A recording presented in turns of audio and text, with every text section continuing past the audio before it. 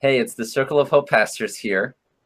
We're doing this video cast where we try to answer questions that people are actually asking us. We hope this medium is a helpful way for you to engage and respond and even listen to what we're offering. And just let me say now, I'm grateful that you're watching this from wherever you are.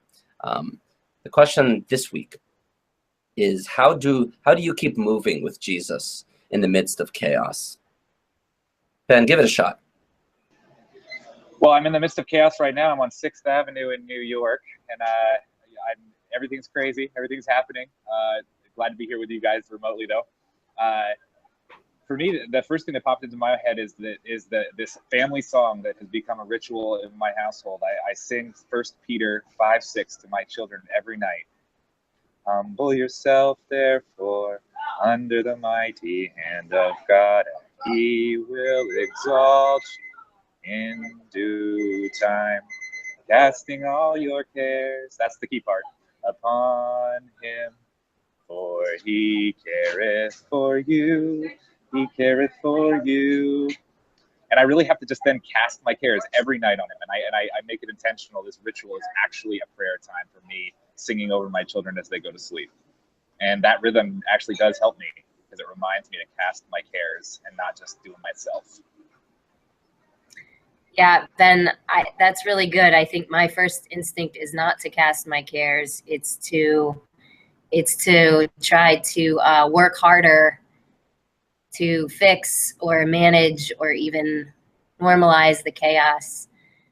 And that usually doesn't get me anywhere and can even like perpetuate that shame cycle that I'm not able to fix this terrible thing. And I think the invitation from God is to kind of give up and to pray and go deeper and receive the love and the wisdom that I really need. You know, I try to that. I have so many ways that I try to cope with the negative feelings that I have, personally or otherwise. I can make them thoughts right away, or I can eat a piece of fried chicken. There's a lot of things that make me feel good.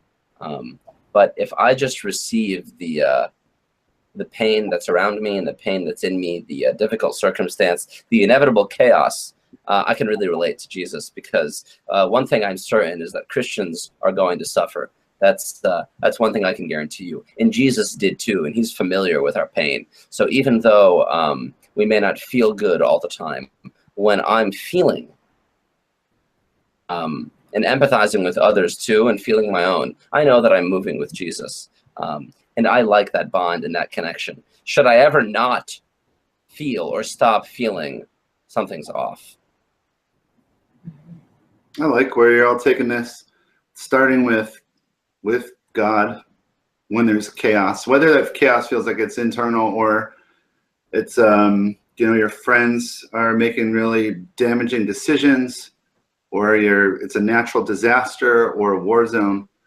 That kind of chaos can be really stressful, and we can latch onto really small things that aren't going our way. And you're beginning with God. I think that's really good. For me, I'm grateful to have a community too, where chaos confuses me. It makes it hard to see, and it makes it hard even to be honest and vulnerable. And when I have spiritual friendships with people that I trust, that's a critical thing for me. And to not just share my heart with them and listen to them like I receive it, but oftentimes I gotta just do what they tell me because I'm confused. And it's building in those kinds of interrelatedness with Jesus in the middle of it, I think, is a really good way to follow Jesus through chaos. This is inspiring and comforting stuff. I hope that you feel the same way too. I hope you received something. And if you have more questions even about this content, feel free to ask us in any way that you can, and we'll respond to you. If you have more questions that you want answered, let us know. Chances are, if you ask us a question, we'll do it like the next time that we do one of these. So, you'll probably get a old promises, Shane. Chances are, we'll see. So if you like this video, share it. subscribe to this feed, and maybe even encourage your friends to watch it too. Peace.